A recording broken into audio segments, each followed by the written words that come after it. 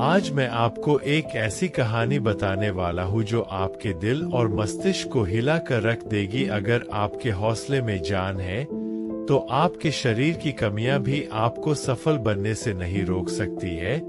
और हाँ, मैं आपसे एक बात कहना चाहूंगा कि अगर आपने मेरी कहानी को अंत तक सुन लिया तो मैं दावे के साथ कह सकता हूँ कि आपकी लाइफ में कुछ नया ही जज्बा होगा और एक नई उमंग होगी। तो बने रहिए मेरे साथ इस कहानी के अंत तक। चलिए शुरू करते हैं। मेरा एक दोस्त सेल्समैन है और वह मजाकिया स्वभाव का है। कुछ महीने पहले मेरे इस मजाकिया दोस्त के पास युवक आया और उससे सेल्समैन की नौकरी मांगी। इस युवक को मजाक करने की आदत थी और मेरे दोस्त ने फैसला किया कि वह मेरे साथ कर सकता है। इसलिए मेरे दोस्त ने इस हकलाने वाले उम्मीदवार की उसे तो सेल्समैन की जरूरत नहीं है, परंतु उसके एक दोस्त को है, उसी को एक सेल्समैन की जरूरत है। फिर उसने मुझे फोन की और मुझसे उस युवक की इतनी तारीफ कर दी कि मुझे कहना ही पड़ गया कि उसे अभी मेरे पास भेज दो। 30 मिनट बाद वह युवक मेरे सामने खड़ा था। उसके 3 शब्द बोलने से पहले ही मैं समझ गया कि मेरे दोस्त ने उसे मेरे पास क्यों भेजा है। बोलने में मैं जज्जाकार। उसने कहा, मिस्टर एक्स ने मुझे आपके पास नौकरी के लिए भेजा है। हर शब्द बोलने के लिए उसे संघर्ष करना पड़ रहा था। मैंने खुद से सोचा, यह आदमी $1 के नोट वॉल स्ट्रीट में 10 सेंट में भी नहीं बेच पाएगा।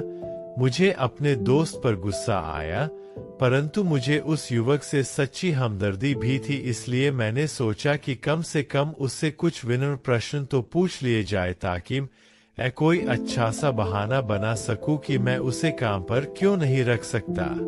चर्चा के दौरान मैंने पाया कि यह आदमी काम का था।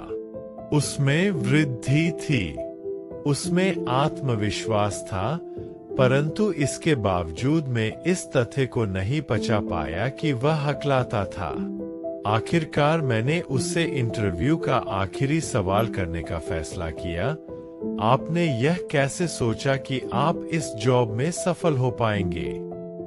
उसने जवाब दिया, मैं तेजी से सीख सकता हूँ, मैं लोगों को पसंद करता हूँ, मैं सोचता हूँ कि आपकी कंपनी अच्छी है और मैं पैसे कमाना चाहता हूँ। अभी मेरे साथ हकलाने की समस्या है, परंतु इससे मुझे कोई परेशानी नहीं है।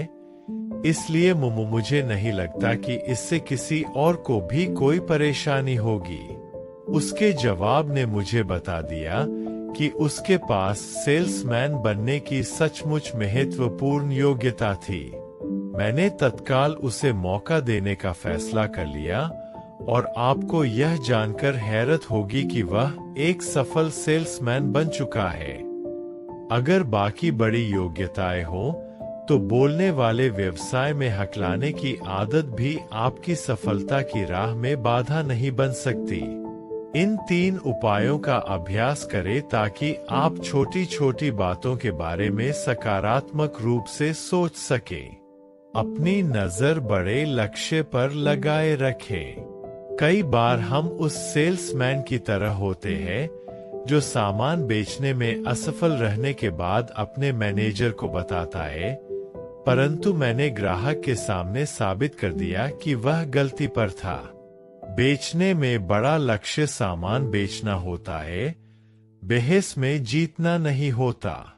शादी में बड़ा लक्ष्य शांति, सुख, खुशी होता है, बहस में जीतना नहीं होता या यह कहना नहीं होता, मैं तुम्हें यह बात पहले ही बता सकता था।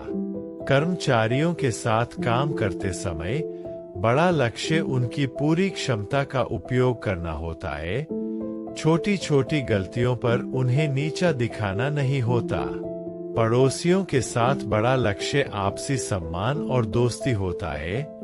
यह देखना नहीं होता कि उनका कुत्ता कभी कभार रात में भौंकता है, इसलिए उस कुत्ते को जंगल में छोड़ देना चाहिए। अपनी नजर को बड़े लक्ष्य पर जमाए रखें। खुद से पूछे, क्या यह सचमुच महत्वपूर्ण है?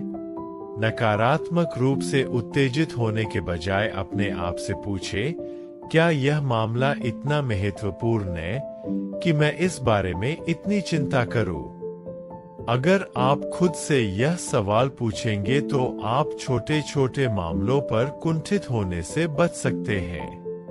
अगर हम झगड़े की परिस्थितियों में खुद से पूछे, क्या यह सचमुच महत्वपूर्ण है, तो हम कम से कम 10% झगड़ों से बच सकते हैं। छोटेपन के जाल में न फंसे। भाषण देते समय समस्याएं पैदा करने के बजाय समस्याएं सुलझाए। महत्वपूर्ण चीजों पर ध्यान केंद्रित करें। याद रखें, बड़ी सोच से हर तरह से फायदा होता है। अपने आप को सस्ते में न बेचें। खुद के कम मूल्यांकन का अपराध कमी न करें। अपने गुणों, अपनी योग्यताओं पर ध्यान केंद्रित करें।